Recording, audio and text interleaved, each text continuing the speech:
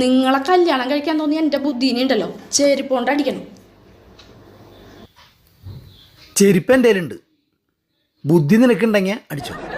നിങ്ങളെൻ്റെ ഭർത്താവായി വരണേന്ന് ഞാൻ ആദ്യം അറിഞ്ഞെങ്കിൽ അന്ന് തന്നെ നിങ്ങൾക്ക് ഞാൻ വിഷം തന്നേനെ. നിന്നെയാണ് കെട്ടാൻ പോണെന്ന് ഞാൻ അറിഞ്ഞേ, ആ വിഷം മേടിച്ച് ഞാൻ തന്നെ കുടിച്ചേനെ. നിങ്ങളോട് സംസാരിക്കാൻ എനിക്ക് താല്പര്യമില്ല.